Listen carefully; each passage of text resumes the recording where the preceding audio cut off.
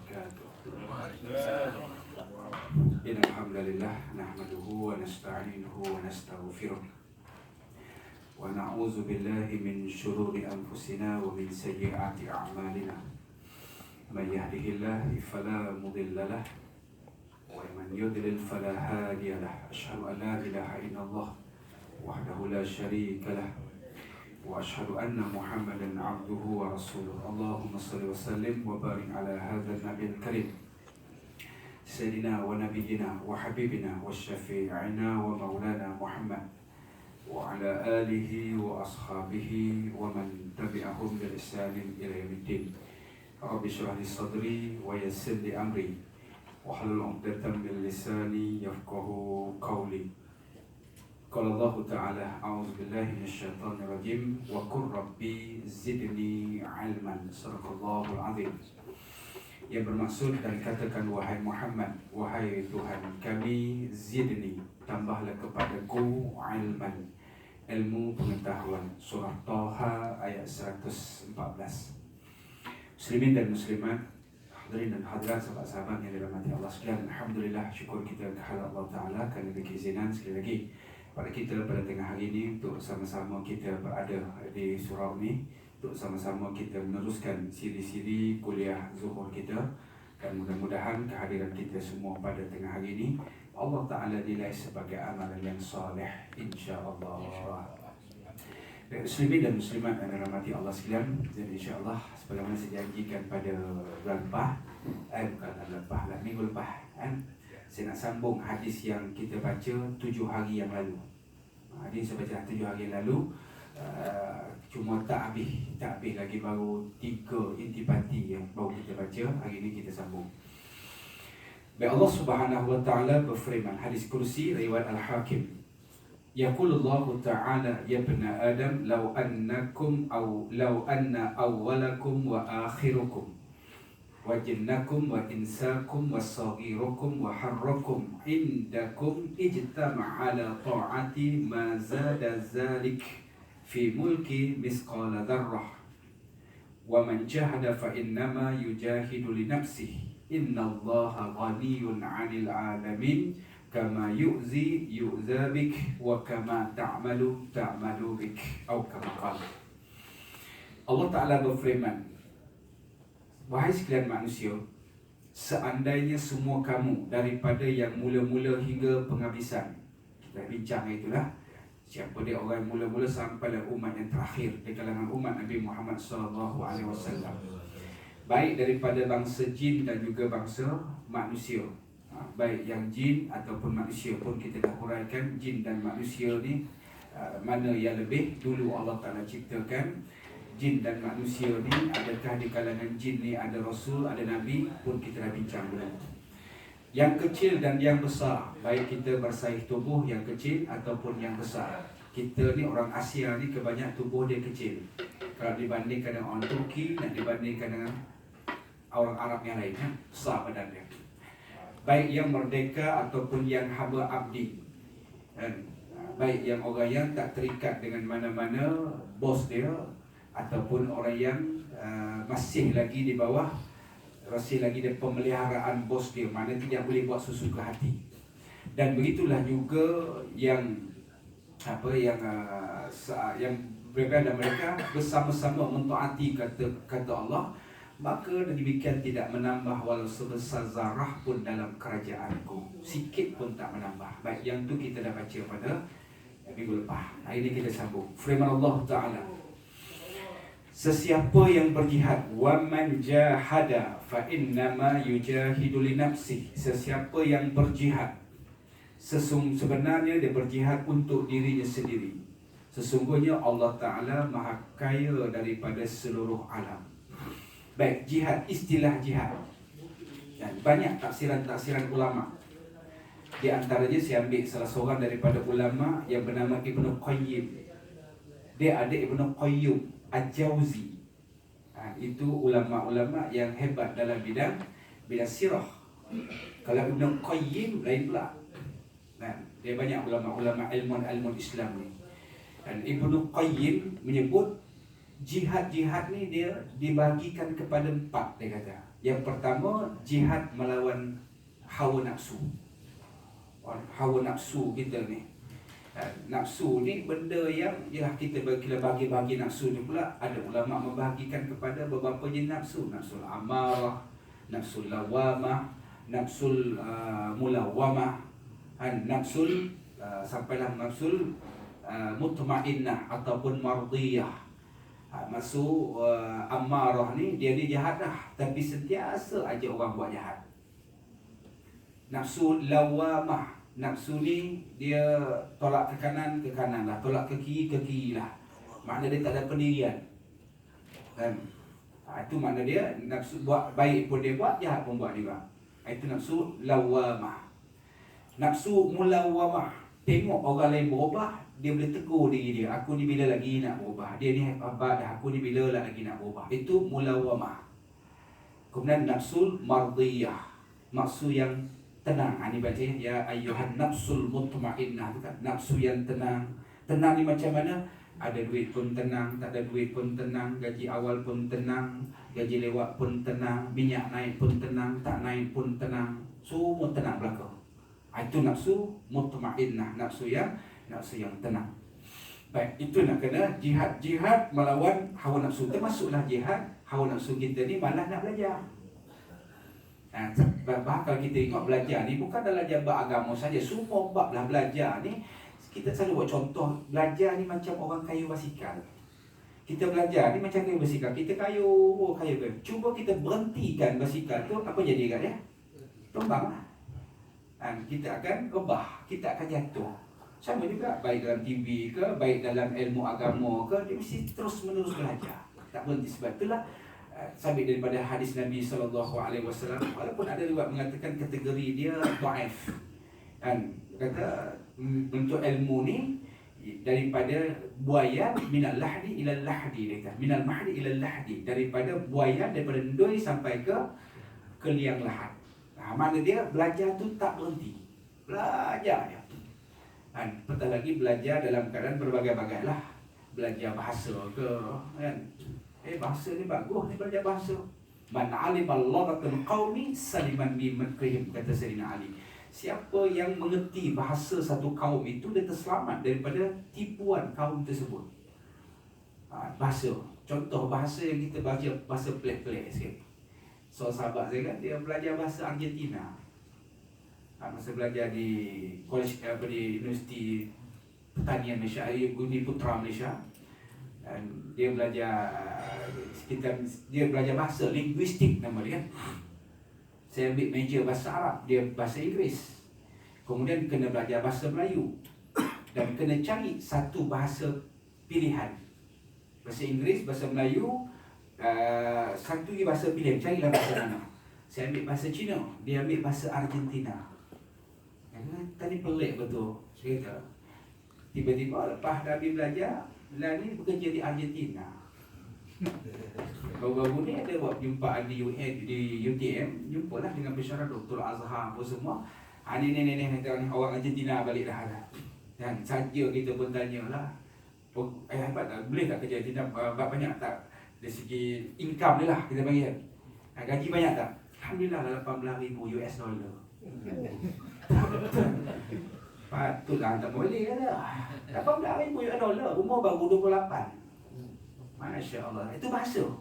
Dia boleh kuasai bahasa Argentina tu. Sebab tu tak salah kan kita kalau belajar bahasa. Adalah dengan syarikat mana dia bekerja, saya pun tak pasti. Tak tanya dia. Baik, itu mana jihad melawan mana hal nafsu, belajar satu. Ataupun jihad kata Ibn Qayyim Al-Jauzi, iaitu jihad melawan syaitan. Syaitan ni dia ikut gerak tari kita ni. Dia lagi cerdik daripada kita syaitan ni. Hadis yang diriwayatkan daripada seorang tabi'in, nama dia Wahab bin Munabbih. Wahab bin Munabbih meriwayatkan satu hari ketika mana Nabi SAW didatangi oleh seorang tua wanita dalam keadaan dia ni compang-camping pakaian dia. Dalam keadaan dia ni seperti tidak terurus. Dalam keadaan dia jalan dia terlalu lemah. Dan dia ni pula dalam keadaan terlalu uzur.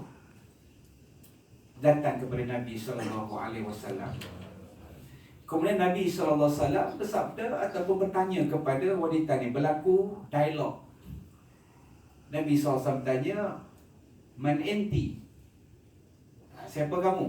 Dia perempuan ya. Dia jawab, Ana iblis. Jujur dia. Limaza ji'ta? Limaza ji'ti? Pasal apa kamu datang ni? Inni amaroni min Rabbi. Sesungguhnya aku ni diperintah oleh Tuhanku. Tuhan iblis ni siapa? Allah. Nah, Tuhanku perintah untuk berjumpa engkau. Untuk apa Nabi kata? Limaza? Untuk apa? Dan ajibuk an as'alk. Untuk nak menjawab apa juga persoalan-persoalan yang engkau ajukan kepada aku. Nabi SAW bertanya, Man ikhwanuka min ummati? Wahai iblis, siapakah ikhwan? Ikhwan ni maksudnya apa? Saudara, sahabat, taulan, rakan, karib kamu. Apa lagi? Dalam bahasa moden dia, kroni kamu. Member kamu lah, best friend kamu, siapa dia? Iblis menjawab, Kana ikhwani, sesungguhnya temanku, min ummatik, di kalangan umatmu Muhammad. Umatmu, dia kata. Minat dunia, daripada dunia, ila sampai bukan akhirat, tuan. Sampai neraka.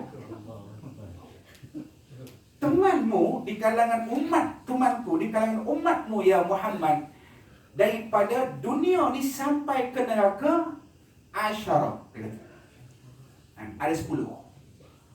Cuba kita tengok, ni ada tak? Salah satu kita ada tak? Ustaz pernah tengok juga.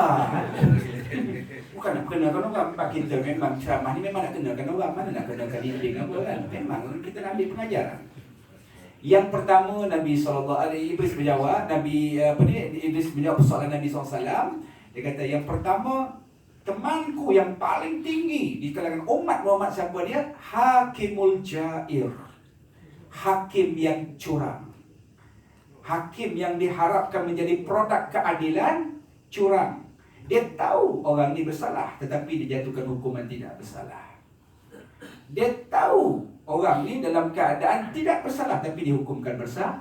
Sebab itu Nabi SAW bersabda, hakim ni kaki di sebelah di syurga, sebelah di neraka. Hadis popular sangat. Maka sebab itulah para hakim, mungkinlah depan saya ni mungkin kita tidak ada adik-beradik kita hakim. Kita pun jadi hakim juga dalam rumah tangga kita. Kalau kita ada isteri 2 lagi, jadi hakim yang adil. Lagi kena jadi berlaku adil macam mana. Kalau hakim ni, Nabi pesan sungguh-sungguh. Sebab apa? Sebelum menjatuhkan hukuman, maka baca doa ini Nabi sebut. Malam tu menjatuhkan hukuman, malam ni banyak sembahyang hajat, minta doa ni. Apa doa dia? Doa ni semua tuan-tuan hafal lagu. Apa doa dia?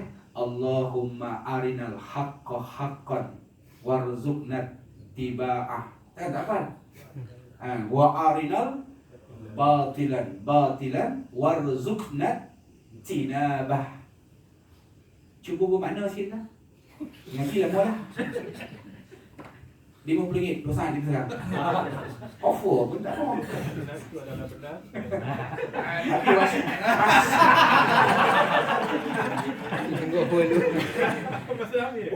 Boleh lah. Dia kalau markas 10 boleh bagi 3 lah. Ya Allah, tunjukkan kepada aku ya Allah. Yang hak itu hak ya Allah. Makna dia, kalau itu benar hukum itu, tunjuk pada aku ya Allah. Kan, supaya apa? Aku boleh jatuhkan. Allahumma aril haqqa haqqan warzuqna tiba'ah, supaya aku boleh ikut. Wa arinal batilan batilan, yang batil, yang tak betul, yang salah ini ya Allah, salah ya Allah, warzuqna tinabah, supaya aku dapat jauhi ya Allah.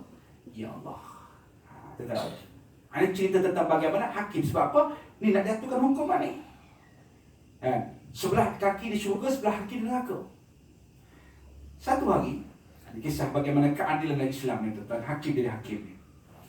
Sayyidina Umar Al-Khattab radhiyallahu an ketika mana dia menjadi Amirul Mukminin. Umar pergi ke pasar. Pergi ke pasar buat apa? Nak beli seekor kuda daripada seorang badui. Yalah, badui-badui ni tuan-tuan, kalau kita biasa pergi ke negara Arab, badui-badui kita panggil orang kampung lah. Jenis gigi tak gosok, bau masam sikit. Yang orang kampung jual kuda. Umar Al-Khattab ni Amirul Mukminin, orang nombor satu negara. Pergi ke pasar nak beli kuda, dia cek kuda tu elok, cantik apa semua dah. Kemudian Umar Al-Khattab bila tengok kuda dah elok, dia pun siap naik kuda ni, siap tonggang. Bahasa moden kita panggil test drive. Tuan bukan kita beli kereta Honda yang kena test drive. Zaman Umar pun dah ada test drive dah ni. Umar bawa jalan pusing. Okey, aku setuju beli. Umar bayar dengan duit dia. Kemudian elok Umar Al-Khattab keluar daripada pasar tersebut, baru sampai lebih kurang dalam 20 ke 30 rantai. 20-30 rantai ni berapa kilometer ni? Tak sampai lah, lebih kurang baru dah 50 meter macam tu lah. Tiba-tiba kaki kuda ni tempak. Cacat. Umar patah balik, minta dekat badui. Hei badui, bagi duit boleh. Bagi duit ke, bagi balik. Dia macam amat espu kan, bagi duit balik. Pasal apa pula? Kamu tipu, kamu bohong, kamu jual kepada aku kuda yang cacat. Mana ada Umar, tadi kamu dah test dah. Kamu dah test dah, kamu dah cek, kamu perhati mata elok, kaki elok, semua elok. Aku jual tadi dekat kamu kuda ni elok. Kuda ni cacat di tangan kamu. Mana boleh, baru 50 meter. Bukannya 500 meter, bukan 5 kilometer, baru 500 meter. Takkan cacat dah. Tak ada, dia kata aku tak balik. Bagi balik. Akhirnya berkelahi. Umar dengan badui berkelahi. Badui ni PT3 pun tak ambil kan. Bergaduh dengan Umar. Orang nombor satu. Orang nombor satu dah orang cerdik lah. Umar berkelahi dengan orang kampung ni. Allah, akhirnya berkelahi. Umar kata macam ni kes kita tak selesai. Jom kita tuntut hak kita di mahkamah. Tuntut hak di mahkamah. Okeylah, Umar kata disebabkan aku Amirul Mukminin, aku bagi kepada kamu kebebasan. Kamu pilihlah mana-mana hakim untuk nak mengadili perbicaraan kita ni. Yalah, orang kampung, orang badui tuan-tuan, dia tak kenal ramai hakim. Cuma dia kenal ada seorang hakim. Hakim yang baru dilantik, baru 2 bulan dilantik. Nama hakim tu Shuraih Al-Qadhi radhiyallahu an, dan dia ni baru usia dia 17 tahun. 17 tahun dah jadi hakim dah. Kalau tuan-tuan nak rujuk dalam kitab apa, Hayatus Sahabah ada ni. Kan? Lantik Shuraih Al-Qadhi. Sebab apa? Dia kenal yang lantik Shuraih ni siapa? Umar yang lantik. Sebab ialah orang kampung dia tak kenal ramai hakim. Dia kenal yang tu seorang yang baru dilantik, Shuraih Al-Qadhi. Tu orang kampung. Tak apalah saya tanya tuan-tuan TV3 ni. Ketua Hakim Negara sekarang siapa tuan? Ketua Hakim Negara sekarang siapa? Tuan-tuan, ini duduk dalam media pun tak tahu. Orang kampung tak tahu tuan-tuan. Tuan-tuan, aku nak ceritakan. Kita pun tak tahu ketua kita. Ketua tahu Hakim coklat hack dia. Tu pun dah tak ada lah. Kan? Agustin Paul yang tu kita tahu. Ketua Hakim Negara pun kita tak ceritakan, dia kata tak kena hakim. Jadi akhirnya bawa ke mahkamah. Shuraih dalam perbicaraan tersebut tanya dekat badui, ya apa? Dia kata nama kamu sikit-sikit, apa tuntutan kamu? Sebelum tanya Umar dulu. Wahai Umar, apa tuntutan kamu? Umar tu peranjat. Shuraih tanya, wahai Umar. Dia tak tanya wahai Amirul Mukminin, tak. Sebab apa? Dalam berdepan dengan hukum al-musawwat bainan nas fi takaliful ahkam. Manusia ni bila berdepan dengan hukum sama. Tak boleh panggil encik. Tak boleh panggil datuk. Tak boleh panggil Tan Sri. Tak boleh panggil apa lagi? Yang berhormat. Tak boleh panggil nama. CEO ke, DO ke, apa ke, tak boleh panggil nama. Hakim ni panggil, wahai Umar, apa tuntutan kamu? Wahai Umar, Umar terperanjat. Bagaimana ni cerita tentang bagaimana Shuraih Al-Qadhi ni. Okey, dia ceritalah aku beli kuda ni daripada seorang badui ni, kemudian bila aku buat balik baru jalan 50 meter dah. Kaki ni tempang dia, aku minta balik, dia tak bagi duit balik, dia kata mana dia menipu dalam perniagaan dia. Okey, tanya badui ni, betul tak? Ya betul, dia kata dia beli. Tapi Omar sebelum beli dia check dulu, dia bawa test drive dulu apa semua. Masa aku jual kuda dia elok. Kuda cacat di tangan Omar. Okey, jelas zaman tu tak ada garanti lagi kan, tuan. Jadi okeylah, hakim tentukan hukuman. Wahai Omar, kamu boleh pulangkan semula kuda ni pada badui ni. Badui bagi duit balik dekat Omar. Omar kata kata hakim, kamu pulangkan balik dengan syarat pulihkan semula kaki kuda itu, Omar. Pulihkan semula. Kalau tak pulihkan, kamu yang bersalah. Tuan-tuan, kaki kuda bukan dry sharp gitu. Dia kena potong mana-mana. Tuan-tuan, ya Allah kata. Jadi pada ketika itu Omar Al-Khattab bila dengar ketegasan Syurih Al-Qadhi itu, Omar terus confirmkan jawatan dia. Tuan-tuan, hakim ni nak jadi hakim, jawatan confirm berapa bulan? Tuan-tuan ni tiba-tiba berapa bulan kerja? Berapa bulan confirm? 6 bulan. Itu pun belum tentu lagi. Ya, dalam government ni dia confirm 2 tahun. Yang ni baru 2 bulan terus Omar confirmkan jawatan dia. Sebab apa dia kata, Omar, aku dengan Nabi SAW bersabda, apa benda sahabat-sahabat dikaitkan dan disandar kepada Nabi, sahabat-sahabat tu Allah disuruh Nabi saja, hilang tentang perasaan dia nak sesuatu tu hilang. Maknanya dia nampak muka Nabi ya. Nabi kata apa? Kaki hakim di syurga, sebelah di syurga, sebelah di neraka. Aku tak mau jadi begitu, Omar. Jadi itulah teman iblis yang pertama, hakimul jair. Satu. Yang kedua kata iblis, temanku yang mengiringiku di neraka nanti siapa dia? Al-ghaniyul mutakabbir. Orang kaya yang sombong.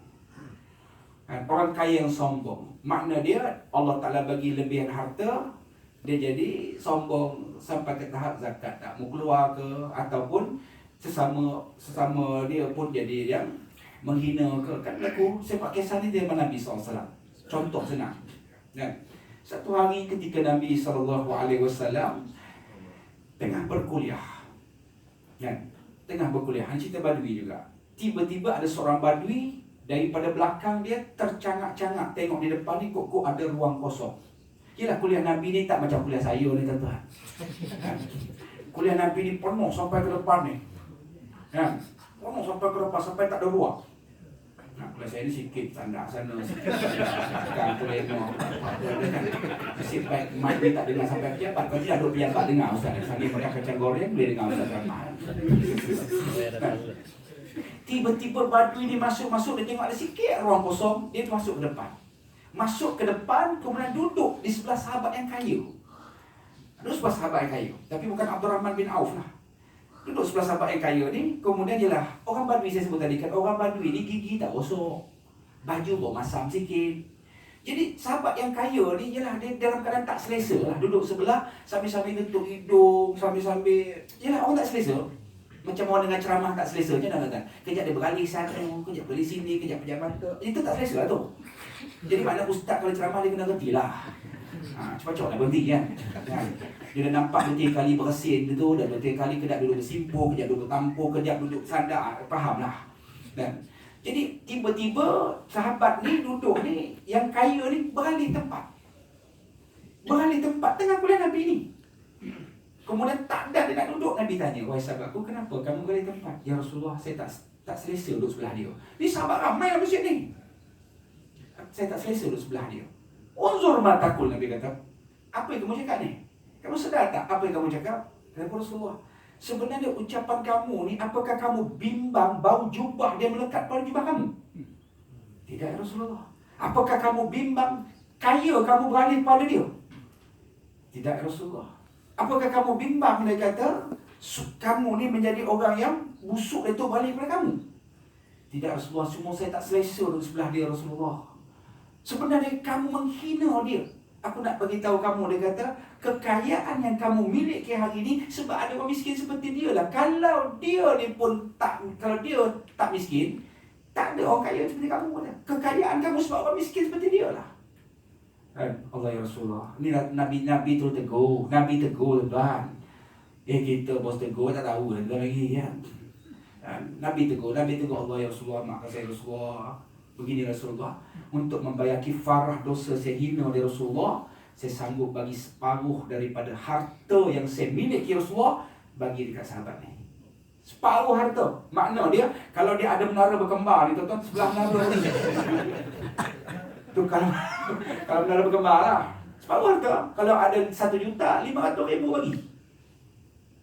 Kemudian Nabi SAW bersabda, wahai sahabatku, lepas ceramah ni, lepas kuliah aku ni, kamu pergi rumah sahabat ni, pergi ambil harta dia, separuh daripada harta dia. Ya Rasulullah, aku tak mau 5 sen pun. Orang tahu sebab aku tak mau, tak ingin 5 duit pun.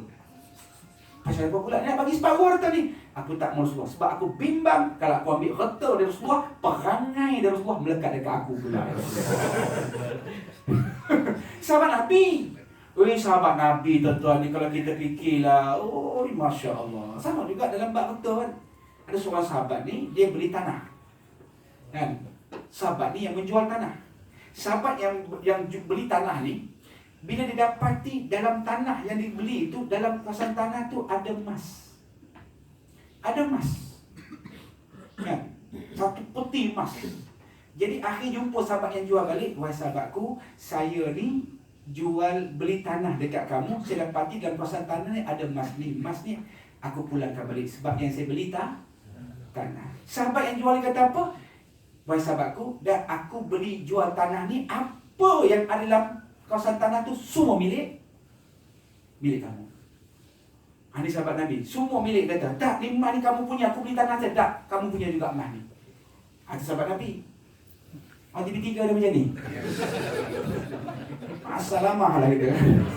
Memang confirm aku punya. Awak sengap sudah. Itu main kena kita. Jadi akhirnya menyebabkan berkelahi. Bukan berkelahi lah, kata bertekak. Akhirnya macam mana? Tak apa, kita bawa ke mahkamah lah. Bawa mahkamah Hakim ni cerdik. Hakim memang cerdik lah. Kalau hakim bangang, dia tak boleh jadi hakim kan. Hakim ni cerdik. Dia kata apa? Jadilah, kamu ni pakat-pakat tolak belaka ni. Okey, macam ni lah. Yang si penjual, kamu ni ada tak anak? Ada anak tak? Laki perempuan? Anak lelaki. Yang kamu pembeli ada tak anak? Ada anak. Anak apa? Perempuan. Dia tak kerja lah apalah. Okey, lah ni kahwinkan kedua-dua dia. Tu hakim cerdik. Kahwinkan kedua supaya harta tersebut boleh sama-sama dibagi sama-sama dan kedua-dua belah pihak pun dah dapat. Ni hakim yang cerdik kan. Maknanya nak ceritakan sahabat dia punya amanah dia tu. Dia punya amanah, dia punya, bahasa modern kita panggil integriti dia tu lah, cukup tinggi. Kita ni buat KPI lah apalah, tahu tu juga dia punya pecah amanah dia apa dia, tahu tu juga. Sebab sahabat Nabi, sebab apa? Dalaman ni. Itu benda-benda ada dalam iman lah dalam kita ni. Baik, itu katakan bagaimana dikatakan al-ghaniyul mutakabbir, orang kaya yang sombong. Itulah temanku, kata Iblis tu. Yang ketiga, temanku, siapa dia? At-tajir khain, peniaga yang menipu. Kita bila sebut peniaga menipu, kita nampak peniaga pasal malam ya. Dah, kontraktor pun menipu juga. Janji nak buat dia punya beam dia tu pakai apa, dia punya besi tu Y16, tengok Y12. Besi beam tu patut Y16, tengok Y12 kan. Tuan-tuan tahu ke Y12 ni? Inilah nak buat beam apa semua kan ada kan. Ada patut dia banyak campuran simen dah, kapur banyak. Itu menipu juga. Kita nampak guris dan menang yang tipu. Tu makna dia banyak kes menipu dalam perniagaan ni. Itulah temanku. Sedangkan Nabi SAW bersabda, peniaga yang jujur, yang amanah, Nabi tunjuk macam ni. Isyarat tangan ni, sama-sama duduk dalam syurga dengan aku, kata Nabi. Atau peniaga kancing lah dengan Nabi ni. Maksud dia duduk sama-sama dalam syurga bersama dengan para Nabi. Sebab para Nabi ni kebanyakan peniaga. Semasuklah Nabi SAW meniaga. Kalau kita tengok, dalam saya belajar dulu dalam ekonomi ya, adalah perniagaan Nabi ni macam mana. Profesor Dr. Hussein Salamon daripada UTM, dia cerita yang pertama Nabi pergi ke Syam tu, dia berniaga ni, kata pasal pagi tu mula pukul 7 pagi, Nabi tak buka lagi, tak buka meja lagi. Biar orang niaga habis kan, agak-agak dah orang lain barang dah habis kan, orang dah habis barang lain dah, baru Nabi buka. Dalam pukul 9.30 baru buka, orang masa tu 9 orang pun datang, buka datang. Kemudian Nabi jual, kata barang ni contoh macam mana. Okay, barang ni berapa harga dia? Okey, yang ni harga dia katakanlah daripada Ummu Khadijah, harga dia RM10. Kan? Okey, abang nak beli berapa? Okey, saya sanggup beli RM12. Abang sanggup berapa? Saya nak beli RM15. Siapa yang tawar harga tinggi dia bagi. Itu mana pun untung namanya, dia tak menipu pun. Kita dah harga barang ni berapa? Bang, berapa harga ni? RM28. Tak boleh kurang ke? Nak kurang macam mana? Beli pun dah RM20. Walhal beli RM2 dah. Menipu dah. Ialah dalam ekonomi dia dalam perniagaan dia meniaga kan, dia kata untung Kalau anak kita beli SPM kan, dia untung sekurang-kurang dia 25%. Mana kita beli barang ni RM12, RM10, kita jual balik RM12 ataupun RM12.5. Maknanya untung 25%. Ataupun 100% pun boleh. Kita tak ada 100% dulu. Tapi dalam tahun 25% tu jangan jatuh, turunkan lagi. Sebab apa? Berniaga semua nak untung. Beli RM10, jual RM12. Itu 25%. Beli RM10, jual RM7, tu bangang nama dia. Nak dia berniaga nak rugi kan? Itu peniaga yang tajir, yang khianat. Itulah temanku yang beri itu dia nak nanti.